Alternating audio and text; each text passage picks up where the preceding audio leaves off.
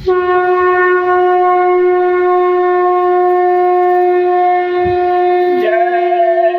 गुरुदेव, जय गुरुदेव। संत फकीरों का पैगाम, बदलेगा धरती और इंसान। जो अंडा मांस खाएगा सीधे नरक में जाएगा।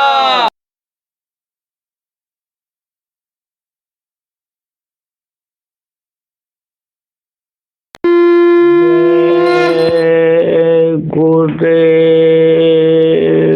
पूर्ण पुरुष पूरण धनी, पूर्ण पुरुष दाता, करूं तुम्हारी वंदना, सुरत दृष्टि पसार।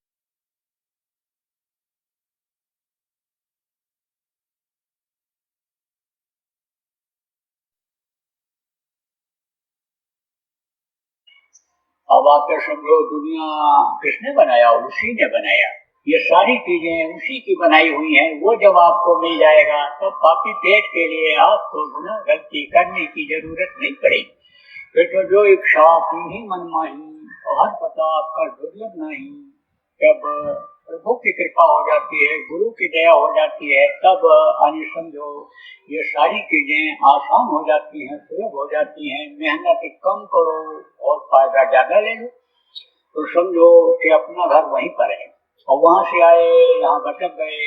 पिता तो बराबर याद करते रहते हैं, लेकिन पिता का हाथ आप छोड़ दिए। पिता की जो डोर है उस डोर को आपने छोड़ दिया। तो अब ये तो यहाँ बाजार लगा हुआ है। जैसे बाजार में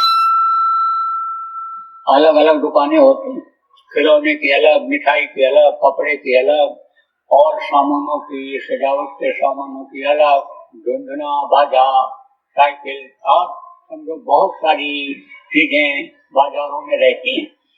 अब कोई बाप अगर अपने बेटे का हाथ पकड़ करके बाजार दिखाने के लिए जाए तो लड़के का स्वभाव ऐसा होता है कि उसको जो चीज अच्छी लग जाती है उसको पाने के लिए हाथ बढ़ाता, और भीड़ भाड़ में समझो पिता का हाथ छूट गया तो बच्चा तो भटकता रहेगा।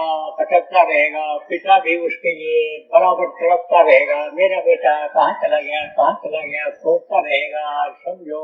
और आप समझो बच्चा भी भटकता रहेगा। लेकिन अगर बेटे ने समझो उंगली छोड़ा तब तो समझो भटका, और पिता ने अगर हाथ पकड़ लिया तो समझो बाजार भी दिखाता है, सामान भी दिलाता है और घर तक वापस भी पहुंचा देता है। तो प्रेमियों, आप अपने पिता का, तो आप हमारे सबके पिता हैं, उनका हाथ अंदर में आप पकड़ सकते हो, पकड़ा सकते हो, तो वो रास्ता आपके शरीर के अंदर में है। इसीलिए देवता तरसते रहते हैं, उनके अंदर ये रास्ता नहीं है कि जिससे पिता को हाथ पकड़ा सकें, पिता का दर्शन कर सकें, अपने घर अपने वतन पहुंच सकें। लेकिन आपके अंदर वो रास्ता है, तो वो मैं आज आपको बताऊंगा। देखो ये हमारे गुरु महाराज, ये जिनकी तस्वीर लगी हुई, इन्होंने बहुत से लोगों को रास्ता बताया। ये वक्त के महापुरुष थे, वक्त के पूरे संत थे, सतगुरु जिसको कहते हैं, ये वो थे। हमेशा देखो इस धरती पर महापुरुष आए, धर्म की स्थापना किए, जैसे राम थे, कृष्ण थे, दुराचारियों का संहार किया, सज्जनों की रक्षा किया। जैसे देखो कबीर साहब आए, जैसे नानक जी आए, जैसे रामदास आए, अर्जुन जी आए, जैसे देखो 10 गुरु में कई नाम ऐसे हैं कि वो आए थे। आप समझो जैसे रतन राव जी आए, जैसे श्याम राव जी आए, जैसे आप देखो राधा स्वामी नाम का प्रचार जिन्होंने किया, समझो राधा सूरत और स्वामी उस मालिक को जोड़ने का रास्ता बताया, उसी का नाम राधा स्वामी रखा। शिवराज जी महाराज हुए हमारे गुरु महाराज के गुरु महाराज, जिनको भोलेलाल जी महाराज कहते हैं, वो आए। उनके समझो गुरु विष्णुदयाल जी महाराज आए थे।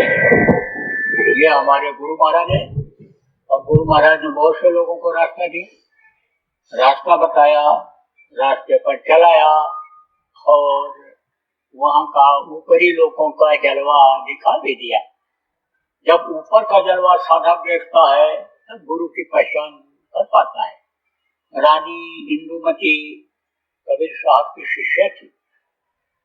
कबीर साहब से नामदान लिया, साधना किया।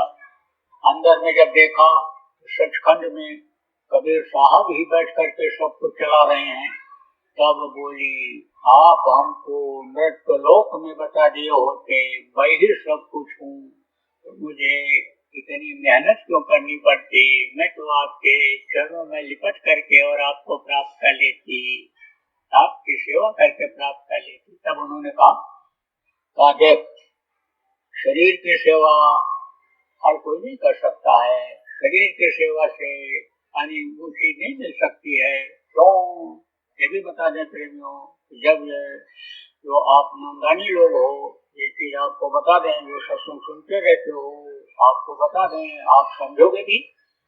देखो, जब काल भगवान जिनको कहा गया, उन्होंने सत्पुरुष से जीवों को मांगा था और इधर सृष्टि की रचना करने के लिए मसाला मांगा था, तो मसाला उनको दिया, रचना इधर से किया, किसके सहयोग से, ब्रह्म के सहयोग से, लेकिन जीवात्माएं नहीं थी, तो ये रचना उनकी बेकार जाती। इसलिए उनसे मांगा, कहा जीवात्माओं को दे दिया विश्व विस्तार के लिए। तब उन्होंने ये कहा था, देखो मसाला तो मैंने तुमको दे दिया है, तुम रचना करो इसी तरह का जैसा हमारा ये राज्य है, जैसे यहाँ की व्यवस्था है, लेकिन उनको जीवों को जो उनको हम देंगे, उनको निकालने का रास्ता हम रखेंगे और वहाँ जगाने के लिए, चेताने के लिए हम किसी न किसी को भेजेंगे। कितना भी तुम उनको भरवाने की कोशिश करोगे, कितना भी बंधन में डालने की कोशिश करोगे, लेकिन उनको हम भेजेंगे, संतों को, सदगुरु को भेजेंगे, वो निकाल करके लाएंगे। तब काल ने कहा, फिर तो ये सब चले जाएंगे। तब उसने कहा कि हमको आप वरदान दीजिए, हमारे ऊपर एक दया और कीजिए, आने में तो रोक नहीं रहेगी, आप निकाल लेना, लेकिन जो जाएंगे मेरे मनुष्य शरीर में ही जाएंगे, मेरे मसाले द्वारा जो आप दे रहे हो, मैं जिससे रचना करवाऊंगा उसी शरीर में रहेंगे। क्योंकि मनुष्य शरीर में अगर संत ना आवे, वो न समझावे बतावे, तो कोई किसी की बात को सुननेगा नहीं, समझेगा नहीं। अभी विष्णु भगवान आकर के खड़े हो जाए, आप विश्वास नहीं करोगे कि ये विष्णु भगवान है, तो नहीं विश्वास करोगे, क्योंकि आप तो उनको कभी देखे नहीं हो। और आजकल जो विष्णु भगवान बन करके कपड़ा पहन करके आदमी बन जाते हैं, बैठ जाते हैं, आप तो कहोगे नौटंकी कंपनी का ही आदमी होगा, ये तो फिल्मी दुनिया का ही कलाकार होगा। तमाम ऐसी बुराइयां, मांस, शराब, बकरा, भैंसा, जो भी जानवर है सब पेट के अंदर रख लेते हैं। किसी भी तरह का नशा बाकी नहीं है। जो न खाते पीते हो, राम बन करके बैठ गए, कृष्ण बन करके बैठ गए, विष्णु बनकर बैठ गए, शंकर बन करके बैठ गए, और फोटो उसी का खींच गया, और बस धार्मिक जनता भारत देश की उन्हीं को भगवान मान लेती है। भगवान तो नहीं हो गए, भगवान तो नहीं है। भगवान का जो भेद बताते हैं, भगवान से जो मिलाते हैं, भगवान रूप में समझो जो काम करते हैं, वो जो उनकी ताकत होती है, जो उनका ज्ञान होता है, वो भगवान का हुआ करता है। आप ये समझो तो मनुष्य शरीर में ही जब कोई आता है, समझाता है, बताता है, तब लोगों को जल्दी विश्वास होता है। तो काल ने कहा मनुष्य शरीर में तो जाएंगे, रहेंगे मनुष्य शरीर में हमारे, तो हमारे नियम का पूरा पालन करेंगे। बोले कि हाँ नियम का पालन करेंगे।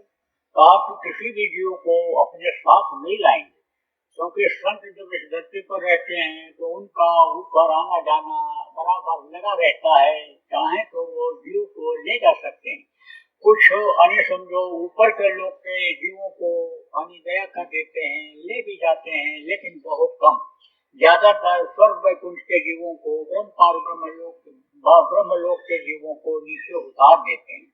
मनुष्य शरीर दिला देते हैं, फिर सदगुरु के नजदीक मनुष्य शरीर दिलाते हैं जहाँ उस वक्त पर सदगुरु रहते हैं, और फिर उनके ऊपर ऐसी विहंगम दृष्टि डाल रहा करते हैं कि वो खींच करके उस वक्त के सदगुरु के पास पहुंच जाते हैं।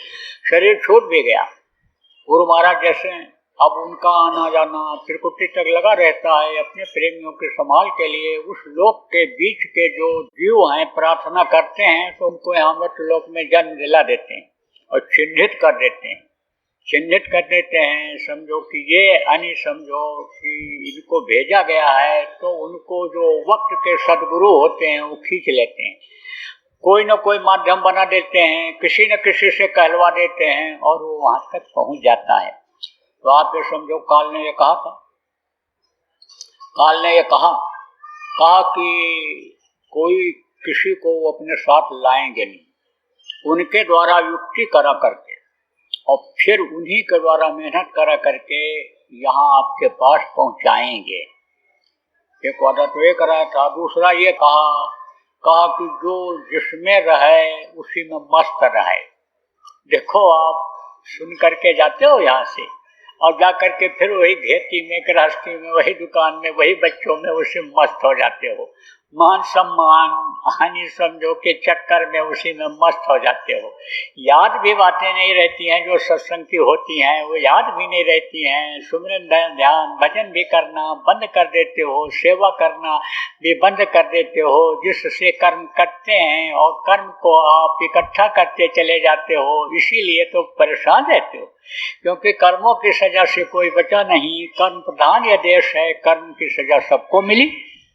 तो कहते हैं कि जो जिसमें रहे उसी में मस्त रहे। तो वरदान मांग लिया उनसे और कहा पिछले जन्म का याद किसी को न रहे, क्योंकि पिछले जन्म का जब याद रहेगा तब आप गलती नहीं करोगे।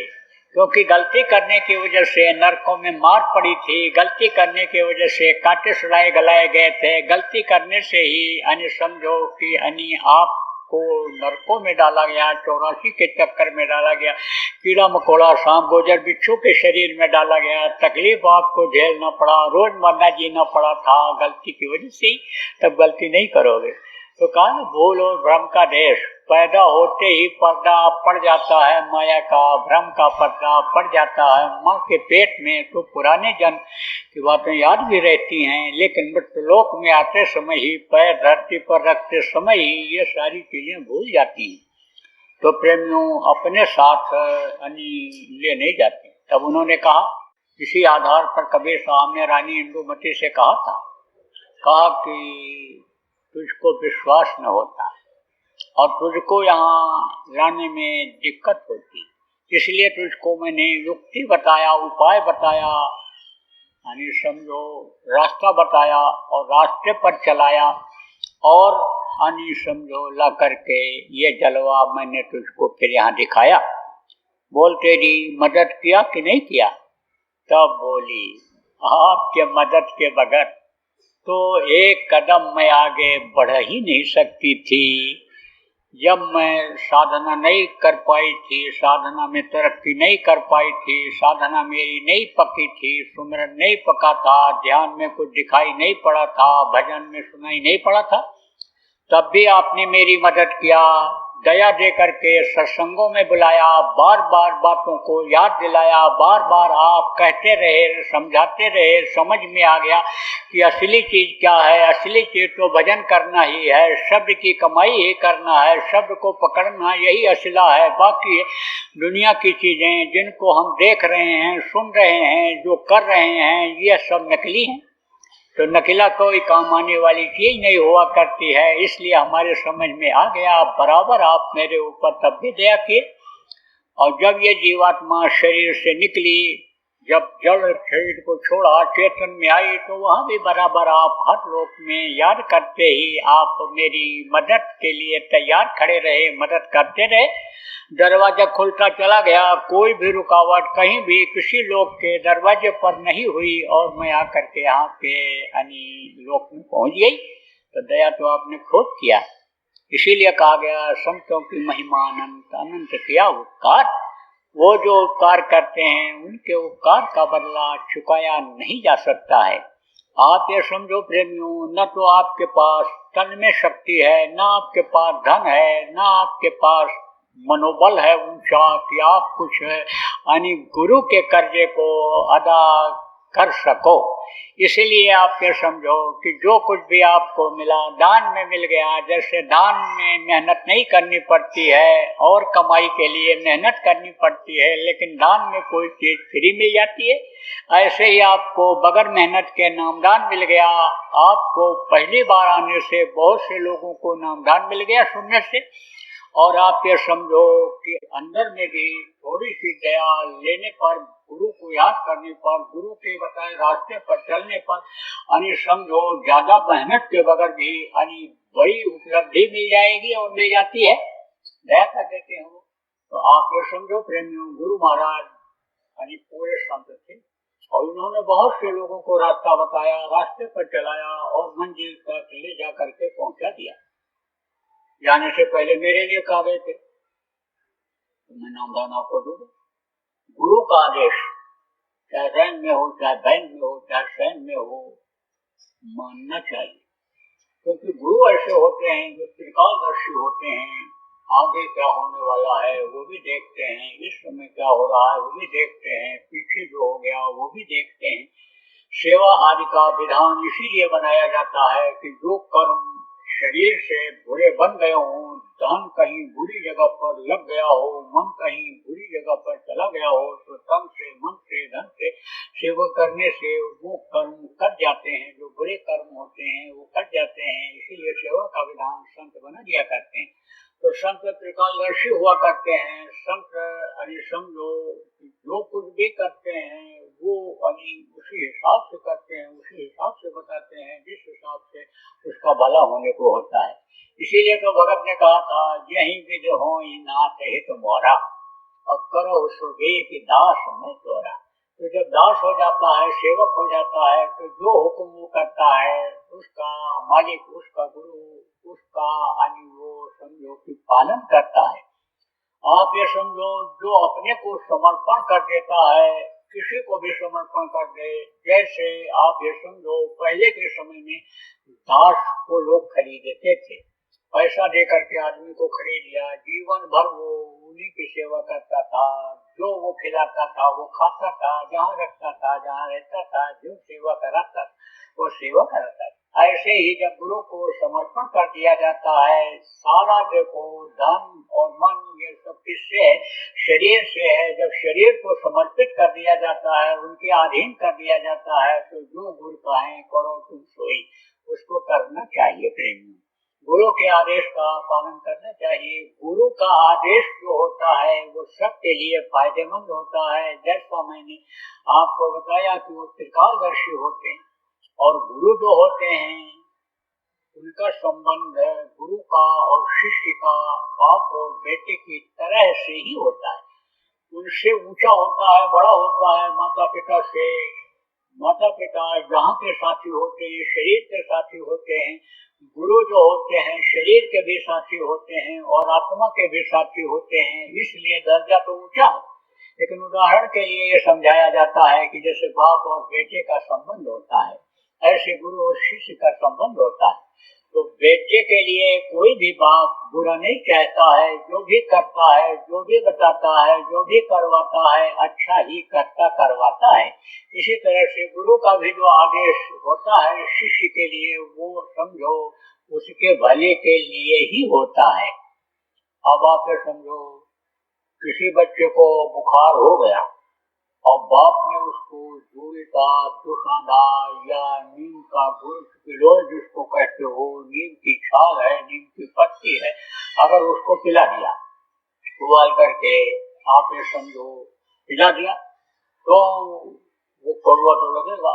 कहेगो पिताजी ने हमको पिला दिया, पिताजी ने हमको तो पिला दिया। वो समय पर शिशु पिता के हाथ में देखते ही भागता है, पिता से नहीं मिलना चाहता है, लेकिन मज उससे दूर हो जाता है। पिता का प्रेम तो कम होता नहीं है, बच्चे का भी प्रेम कम नहीं होता है। जब वो बच्चे को फिर मिठाई दिखाता है, प्यार दिखाता है, आंखों में देखता है, तो बच्चा फिर बाप के पास पहुंच जाता है। ऐसे ही देखो प्रेमियों, बाप बेटे को भूलता नहीं, जानता है कि अज्ञान है।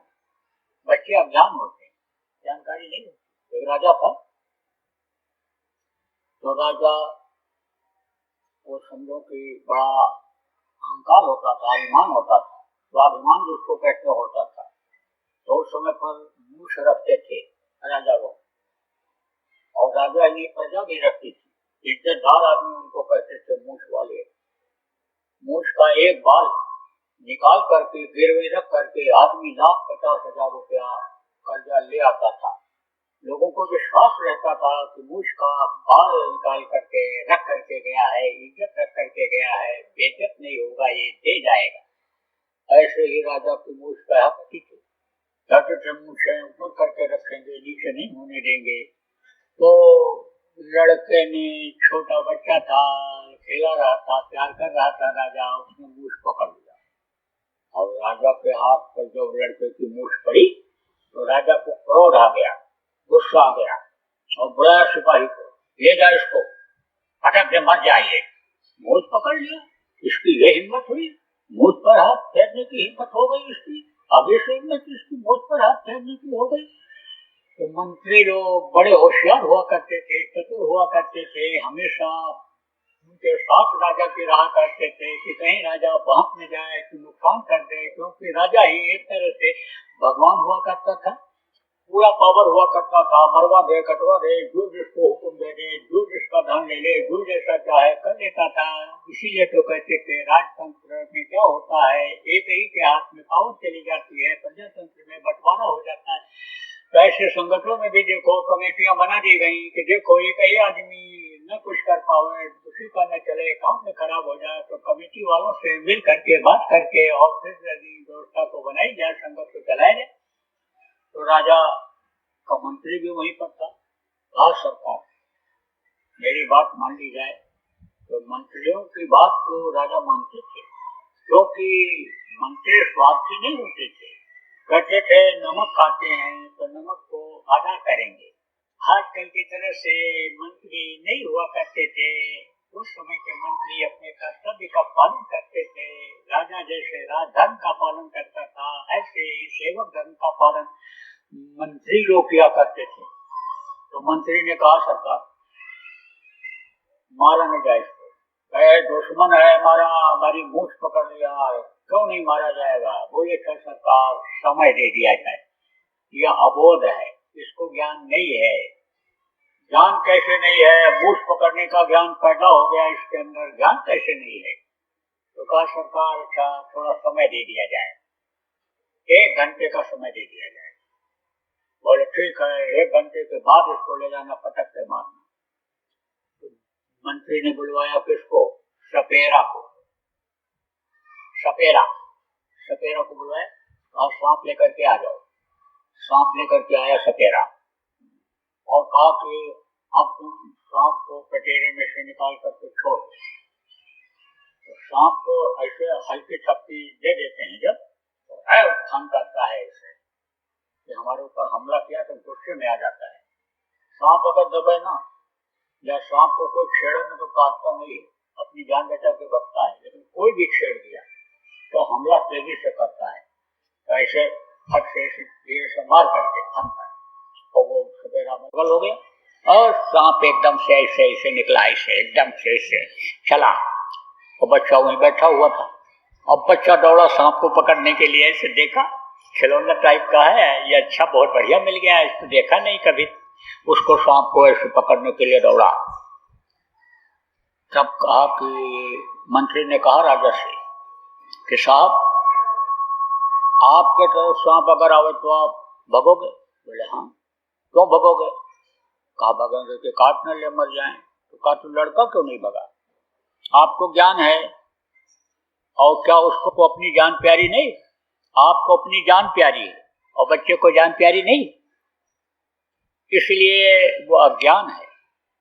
उसको ये नहीं पता है सांप काट लेगा तो हम मर जाएंगे, ये अबोध है, अबोध है ये।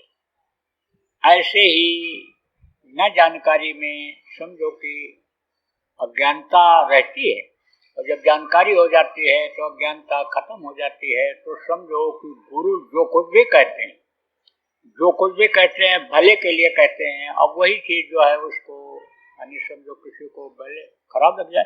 तो मैं आपको ये बता रहा था कि गुरु हमेशा इस धरती पर रहते हैं और गुरु आदेश करते हैं किसी के लिए, उस वक्त पर उसको भले खराब लगे लेकिन वो उसके फायदे के लिए हुआ करता है। और फिर जब वो आदेश का पालन करता है तो समझो भाव बन जाता है, भक्ति आ जाती है। गुरु को हमेशा याद करके जब कोई काम करता है तो सफलता मिल जाती है। इसीलिए कहा गया गुरु माथे पर राखिए चलिए आज्ञा माए, कहा कबीर दास का तीन लोक बने। तो गुरु महाराज हमारे समझो कि ये समर्थ गुरु थे। इन्होंने बहुत से लोगों का लोक भी बनाया, परलोक भी बनाया। बहुत से लोगों की गरीबी दूर हो गई, बीमारी दूर हो गई, समस्याएं जो थी, मर मुकदमेबाजी थी वो खत्म हो गई, तमाम बिगड़े काम लोगों के बन गए। रुपया पैसा में बरकत नहीं होती थी वो भी होने लग गई। आजकल ये चीजें ज्यादा देखने को मिलती हैं। घर घर में बीमारी आज देखो लग रही, लड़ाई झगड़ा कुछ कुछ होता रहता है। रुपया पैसा कमाते हैं, बरकत नहीं मिलती है। एक दो अरे 10-20 इसमें हैं। और अगर आप कहो तो मैं बता दूंगा कि इनके घर में रोज झगड़ा होता है, रोज झगड़ा होता है। इनके घर में कोई न कोई बीमार ही रहता है, बता सकता हूँ। तो ये समस्याएं ये सब सुलझती कैसे सुलझती हैं? गुरु के द्वारा बताई गई युक्ति से। तो देखो प्रेमियों, आपके किसी के घर में अगर ऐसी कोई समस्याएं हों तो आप सबसे पहले जय गुरुदेव नाम की ध्वनि बोलना शुरू कर दो, बलवाना शुरू कर दो। क्योंकि ये जय गुरुदेव नाम उस प्रभु परमात्मा का नाम, जगाया हुआ नाम है। गुरु महाराज ने इस नाम को जगाया था। आप पुराने लोग इसमें बैठे हो, आपको बहुत बार बताया गया नाम कैसे जगाया जाता है। नए लोग जो आप हो, आपके लिए उज्जैन कोई बहुत दूर नहीं है। उज्जैन में सत्संग चलता रहता है, कार्यक्रम जब होता है उसमें बहुत सारी बातें बता दी जाती हैं। कम समय में आपको बहुत सारी बातों को यहाँ बताया नहीं जा सकता है। लेकिन मोटी बात आप ये समझो कि जैसे राम नाम में शक्ति त्रेता में थी, द्वापर में कृष्ण नाम में शक्ति थी, कलयुग में देखो सत्ताव नाम में शक्ति थी, वाहेगुरु में शक्ति थी, राधा स्वामी नाम में शक्ति थी, ऐसे इस समय पर जय गुरुदेव नाम में शक्ति ताकत है। आप लोग जय गुरुदेव नाम की ध्वनि को बोल करके परिवार वालों को बुलवा करके तकलीफों में राहत पा सकते हो। देखो आपको तो महामंत्र जिसको कहते हैं वो मिलेगा। मेटक कठिन कुंक भाल के जिसके लिए कहा गया महामंत्र तपत ब्याल के, यानी ये जितने भी देवता जितने भी ब्रह्मा विष्णु महेश हैं सब उसी को याद करते रहते हैं। महामंत्र जिसको कहते हैं, शब्द वेदी यानी शब्द नाम जिसको कहते हैं, शब्द रूपी नाम को याद करते रहते हैं। अब इनके अंदर वो रास्ता नहीं है कि उससे आगे जा सकें जहाँ तक इनकी सीमा है, लेकिन आपके अंदर वो रास्ता है। जैसे आप ये समझो एक देश में ये नियम रहता है कि दूसरे देश में नहीं जा सकते। कुछ देश ऐसे हैं कि जिनमें वीजा पासपोर्ट लेना पड़ता है और जब वीजा मिलता है तभी जा सकते हो। वो देश वाले आसानी से वीजा नहीं देते हैं। कुछ देश ऐसे हैं जहाँ आसानी से वीजा मिल जाता है। इसी तरह से समझो कि वहाँ भी है, तो वो ज्यादा दूर नहीं जा सकते हैं, उनकी सीमा रहती है। लेकिन ये नाम समझो जो शब्द वेदी नाम है, इसी को वो याद करते रहते हैं। तो आपको तो महामंत्र मिलेगा, आपको तो नामदान मिलेगा, और आप उसका जाप करोगे तो आपके शरीर को और आत्मा को आराम मिलेगा। लेकिन आपके जो परिवार के लोग हैं जिनके लिए आप जाते हो, कमाई करते हो कि रोटी इनको मिलता रहे, जो परिवार की ये बच्चियां हैं आपकी सेवा करती हैं, ये जाके कमा करके लाएंगे, हमको भी तो रोटी खाने को मिलेगा। समझो बच्चे हैं, माता पिता हैं जो आपको पाल पोष के बड़ा किए, इस लायक बनाए कि आप कुछ कमा खा सकते हो, आप कुछ अच्छा बुरा कर सकते हो। वो अगर न बनाए होते तो ये शरीर समझो कि कैसे संतुष्ट रहता, न खिलाए होते तो कैसे ये संतुष्ट शरीर रहता है। तो समझो कि उनके लिए भी कुछ करना है। अब ये कोई जरूरी इस समय पर नहीं है कि एक जैसा विचार हो, एक जैसा खान पान हो, एक जैसा पहनावा हो, ऐसा तो बहुत कम परिवारों में देखने को मिलता है। तो मान लो कोई मांसाहारी है, शराबी है, आपकी बात को तो नहीं सुनेगा, क्योंकि उसकी बुद्धि जानवर का मांस खाते खाते उसी तरह की हो गई, खून में गर्मी आ गई उसका स्वभाव बदल गया। उसको जब आप अन्य समझो कि ये बताओगे कि ये जय गुरु नाम बोलो, इससे सुख मिलेगा, शांति मिलेगी, तो उसको तो ये कड़वी दवा लगेगी। जैसे बुखार वाले को आप ये जैसे कड़वी दवा मैंने बताया पिलाओगे तो वो तो कुल्ली कर देगा वो। ऐसे ही वो तो जल्दी नहीं मानेंगे, लेकिन जब जय गुरुदेव नाम की ध्वनि बोलने लग जाओगे, प्यार के साथ उनसे कहोगे, थोड़ी देर ही बैठ जाओ, 2-4 मिनट ही बैठ जाओ, जब आप आदत डाल दोगे कि जय गुरुदेव नाम की ध्वनि जो बोलेगा उसी को ये जय गुरुदेव नाम ध्वनि का यानी बोल करके जो प्रसाद बनाया गया है, भोजन प्रसाद जो बनाया गया है उसको खिलाया जाएगा, तो वो भी बोल करके ही खाएं। चाहे हंसी हंसी में बोल के खाएं, चाहे आपके प्यार में बच्चियों खाएं। जब प्यार से कहोगी अच्छा चलो एक ही बार जय गुरुदेव नाम बोल दो, और फिर तब रोटी डालती सब्जी दाल रख दो और उसके बाद रोटी लिए खड़ी रहो, चलो एक ही बार बोल दो, तो बोलेगा ही। तो उसकी भूख के चक्कर में बोलेगा, जरूर बोलेगा। बच्चे ऐसे नहीं बोलेंगे, लेकिन जब ये नियम बना दो बच्चियों, जब भोजन बन जाएगा जय गुरुदेव नाम की ध्वनि सब लोग बोल लेंगे तभी खाने को मिलेगा। तो जैसे कड़ाही में छुन्न-मुन्न होने लगेगा, जैसे कुकर सीटी देगा, तैसे ही बच्चे दरी बिछाने लगेंगे, चटाई बिछाने लगेंगे, घर वालों को वो जो उस समय मौजूद रहेंगे बुला बुला करके बैठाएंगे, चलो चलो चलो चलो ध्वनि बोला जाए, ध्वनि बोला जाए। ये नहीं देखेंगे कि खाने का समय हो रहा है, कहेंगे ध्वनि का समय हो रहा है, चलो चलो चलो। मन में तो रहेगा खाने का समय हो रहा है, मिल जाएगा जल्दी, ध्वनि बोल देंगे तो, लेकिन ये कहेंगे ध्वनि बोला जाए, तो ध्वनि बोलने की आदत बन जाएगी, जय गुरुदेव नाम ध्वनि बोलने की आदत बन जाएगी। और जब मुँह से निकलेगा तब समझो कि वो जो नाम जागृत नाम होगा वो मददगार हो जाएगा। का कोट कोट मुंजतन कराही, अंत नाम मुखावत नहीं, आखिरी वक्त पर देखो मरते समय नाम प्रभु का नहीं निकलता। अगर निकल जाए तो वो नाम है, जागृत नाम है, तो फौरन सुनवाई हो जाएगी। और वो अगर देख भी लेगा नाम बोलने वाले की तरफ, तो समझो यमदूत हट जाएंगे। यमदूतों की कीमत उनके सामने नहीं होती है कोई। यमदूत भी वहीं से जुड़े होते हैं, आप भी वहीं जुड़े हुए हो, ये देवी देवता सब वहीं से जुड़े हुए हैं। उसका तार जो है वो सबसे जुड़ा हुआ है। वो जब ये आपको देखेगा तो समझो कि ये जो यमदूत हैं ये भी इनको भी दिखाई पड़ेगा, वो यहाँ जाएंगे। किसी न किसी रूप में जो नाम को जगाते हैं, बताते हैं, वो उनके सामने आकर खड़े हो जाते हैं मरने वाले के, तो भी वो यमदूत तो उनके सामने टिकते नहीं हैं, हट जाते हैं। कितने ऐसे उदाहरण आपको प्रेमियों के मिलेंगे कि जब डर लगा बच्चे को, जय गुरुदेव नाम बोला तो बाबा जी आकर खड़े हो गए, आंखों के सामने ऐसे दिखाई पड़ने लगे। सपने में भी जब बच्चे डरे, जय गुरुदेव नाम बोले उस समय पर, तो गुरु महाराज आकर ऐसे खड़े हो गए थे। और वो जो बाधा थी, वो जो भूत प्रेत थे, वो जो यमदूत थे, वो सब हट गए। तो ये जय गुरुदेव नाम में बहुत बड़ी शक्ति है, बहुत बड़ी ताकत है। जय गुरुदेव नाम को आप लोग बोलो, अपने परिवार वालों को बुलवाओ, हित मित्र रिश्तेदारों को भी, जिनको थोड़ा भी कष्ट है, थोड़ी भी तकलीफ है, चाहे बीमारी की हो, चाहे लड़ाई झगड़े की हो, चाहे रुपया पैसा की कमी हो, किसी भी तरह की कोई भी दिक्कत, परेशानी, अशांति महसूस करते हो तो उनको भी बता दो। जय गुरुदेव। बाबा उमाकांत जी महाराज अपने ही प्रेमियों के सहयोग से संस्था द्वारा जनहित का कार्य करते हैं। किसी भी व्यक्ति, संस्था व सरकार से कोई भी चंदा, चुटकी व अनुदान नहीं लेते और किसी भी तरह का व्यापार भी नहीं करते। इसलिए आप श्रोताओं को बताया जा रहा है कि बाबा जी के नाम पर किसी भी प्रकार का धन मांगने वाले व व्यापार में प्रचार करने वाले लोगों से होशियार रहिएगा। आपसे यही कहना है कि सत्संग सुनो, समझो और अच्छा लगे तो मानो।